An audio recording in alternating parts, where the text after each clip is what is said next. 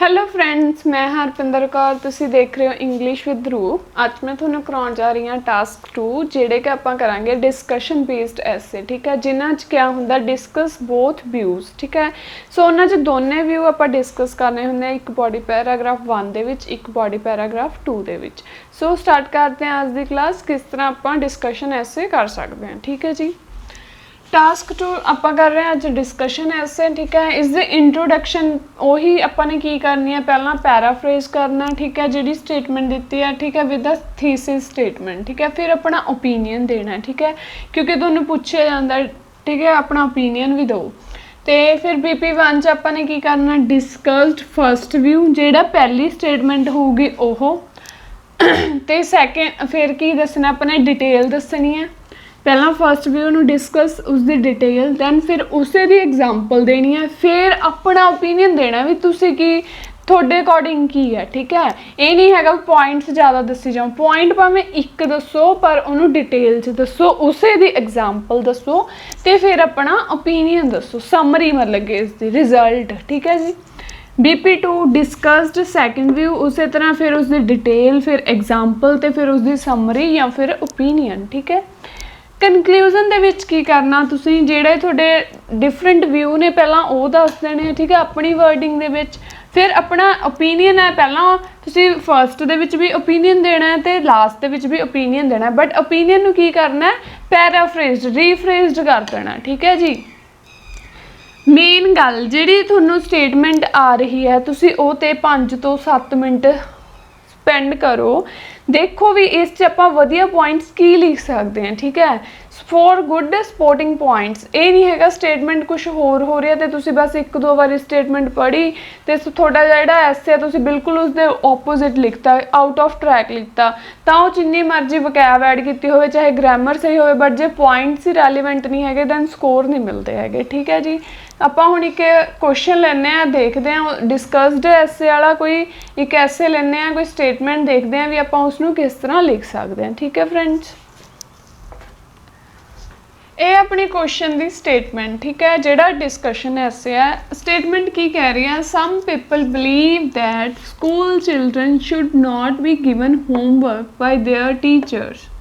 ठीक है, की कहते ने, बिलीव दैट स्कूल जिहड़े चिल्ड्रन होंगे भी उन्होंने होमवर्क नहीं देना चाहिए। Believe that school children should not be given homework by their teachers द्वारा उन्होंने होमवर्क नहीं देना चाहिए। Whereas other argue that homework plays an important role in the education of children, but दूसरे पासे की कह रहे हैं, दूसरा आर्ग्यू की हो रहा है कि होमवर्क है जिहड़ा बहुत इंपॉर्टेंट है। ठीक है, रोल प्ले करता एजुकेशन ऑफ चिल्ड्रन दी।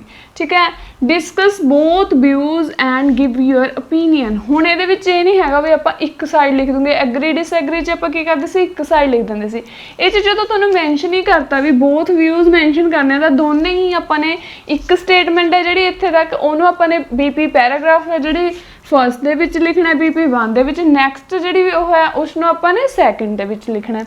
ठीक है जी, हुण आपां ने ओपीनियन भी देना एंड गिव योर ओपीनियन।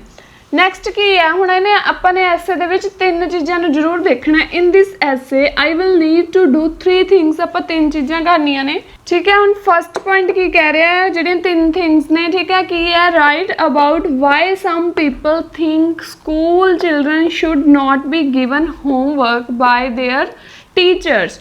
ये क्यों भी वाई, ठीक है, ये आपां नूं एक्सप्लेन करना पैना, यह पॉइंट भी क्यों नहीं देना चाहिए। ठीक है, सो अपने उसका रीजन एक्सप्लेन करना है। ठीक है, लिंक करके।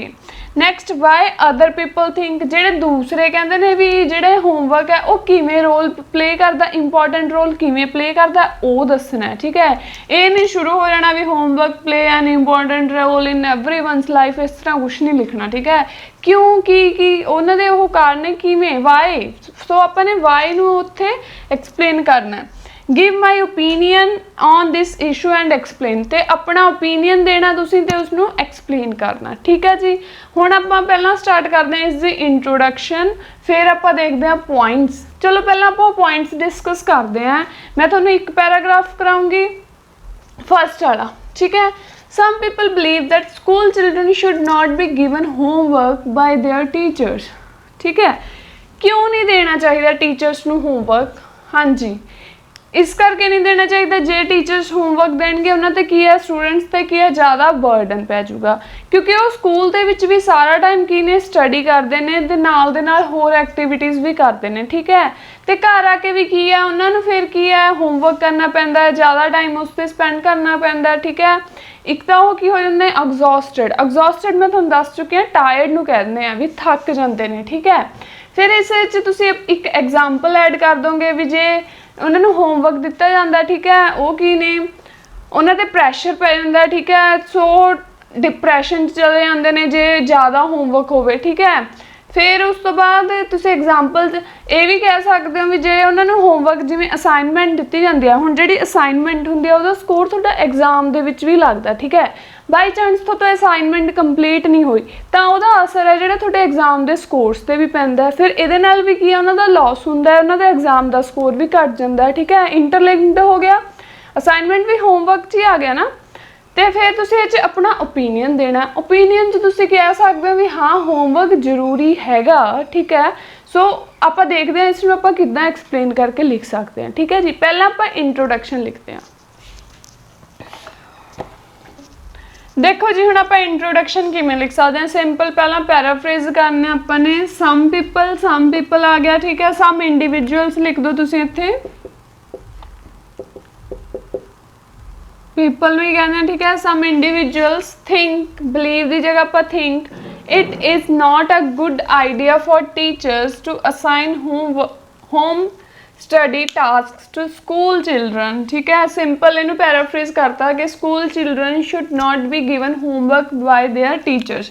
गिवन की जगह अपने वर्ड यूज करता असाइन, ठीक है। होम स्टडी टास्क, होमवर्क की जगह कहता home study task to school children, ठीक है। While others say it is an essential, important की जगह पर अपने की करता असेंशियल पार्ट ऑफ लर्निंग, ठीक है। एजुकेशन की जगह अपने लिखता learning.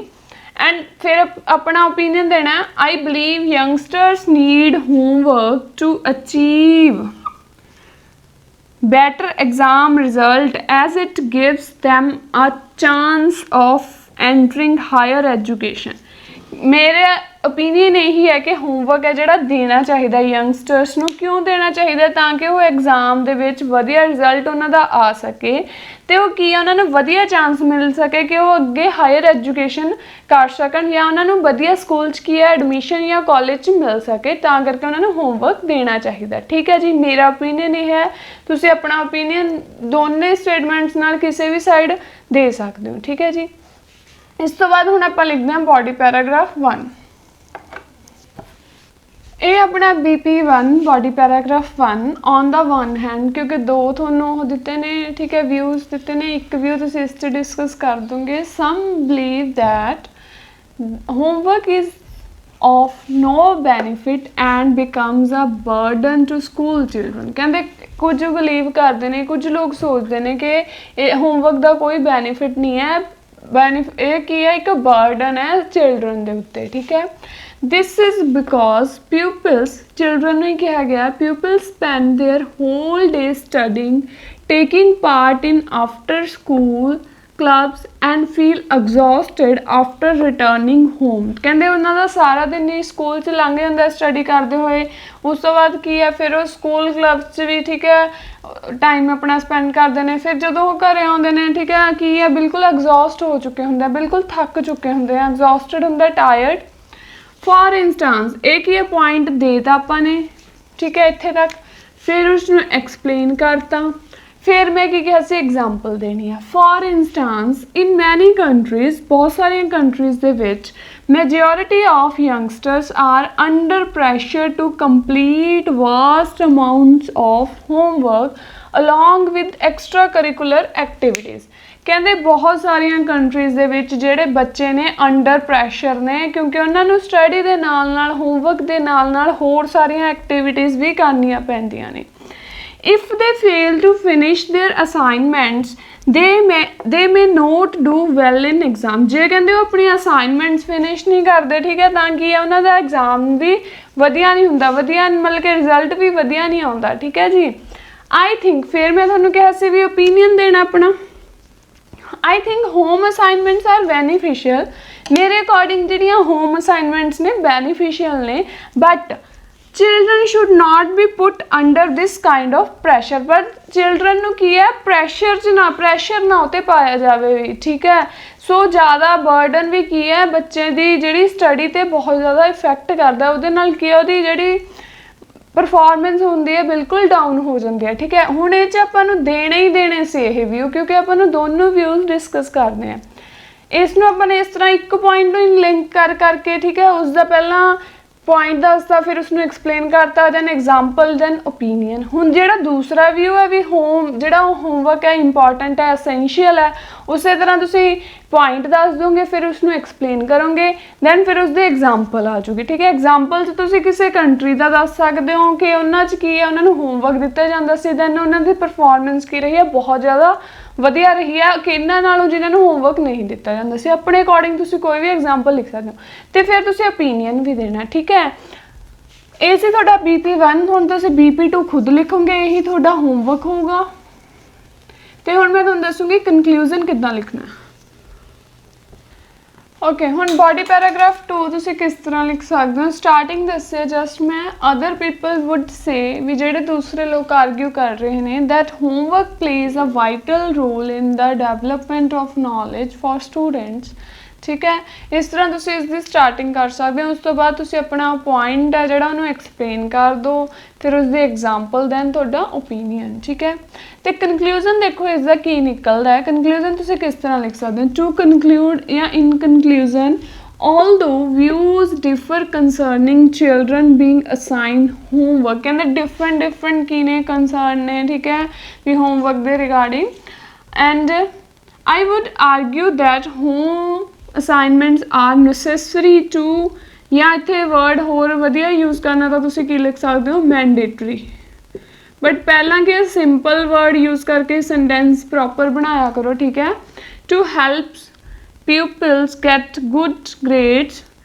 which allows them to secure a place at university ਕਹਿੰਦੇ ਇਹਦੇ ਨਾਲ ਕੀ ਹੁੰਦੀ ਹੈ ਉਹਨਾਂ ਦੀ ਜਿਹੜੀ ਜਗ੍ਹਾ ਸੇਫ ਹੋ ਜਾਂਦੀ ਹੈ ਯੂਨੀਵਰਸਿਟੀ ਲੈਵਲ ਤੇ ਵੀ ਠੀਕ ਹੈ ਉਹਨਾਂ ਨੂੰ ਐਡਮਿਸ਼ਨ ਮਿਲਣੀ ਵੀ ਸੌਖੀ ਹੋ ਜਾਂਦੀ ਹੈ ਐਂਡ ਇੰਪਰੂਵਸ देयर ਕਰੀਅਰ ਚਾਂਸਿਸ ਤੇ ਉਹਨਾਂ ਨੂੰ ਗੁੱਡ ਜੌਬ ਵਗੈਰਾ ਵੀ ਮਿਲ ਜਾਂਦੀ ਹੈ ਜੇ ਉਹਨਾਂ ਨੂੰ ਹੋਮਵਰਕ ਕਿਉਂਕਿ ਉਹ ਇੱਕ ਰਿਸਪੌਂਸਿਬਿਲਟੀ ਜੀ ਬਣ ਜਾਂਦੀ ਹੈ ਤੇ ਉਹਨਾਂ ਦੇ ਕਰੀਅਰ ਚਾਂਸਿਸ ਵੀ ਇੰਪਰੂਵ ਹੋ ਜਾਂਦੇ ਆ ਕਿ ਉਹਨਾਂ ਨੂੰ ਜੌਬ ਵਗੈਰਾ ਮਿਲਣ ਦੇ ਚਾਂਸਿਸ ਵੀ ਵੱਧ ਜਾਂਦੇ ਨੇ ठीक है फ्रेंड्स ये से अपना अज डिस्कशन बेस्ड ऐसे जोड़ा BP2 है तुसी खुद लिखना सिंपल है कोई औखा नहीं हैगा सिंपल लाइन च होवे बट की है जोड़ा पॉइंट है लिंक किया होवे ठीक है फ्रेंड्स ये से अपनी अज की क्लास मैनू आस है कि तुहानू समझ आ गया होगा जे तुहानू मेरी वीडियो वधिया लगी तो लाइक जरूर करियो जो भी मेरी वीडियो नू फस्ट टाइम देख रहा है ਉਹ ਮੇਰੇ ਚੈਨਲ ਨੂੰ ਸਬਸਕ੍ਰਾਈਬ ਕਰੋ ਤੇ ਬੈਲ ਆਈਕਨ ਤੇ ਕਲਿੱਕ ਕਰੋ ਤਾਂ ਕਿ ਆਉਣ ਵਾਲੀ ਵੀਡੀਓ ਦੀ ਨੋਟੀਫਿਕੇਸ਼ਨ ਤੁਹਾਨੂੰ ਮਿਲ ਸਕੇ ਓਕੇ ਫਰੈਂਡਸ ਮਿਲਦੇ ਹਾਂ ਨਵੀਂ ਵੀਡੀਓ ਦੇ ਨਾਲ ਬਾਏ ਬਾਏ ਟੇਕ ਕੇਅਰ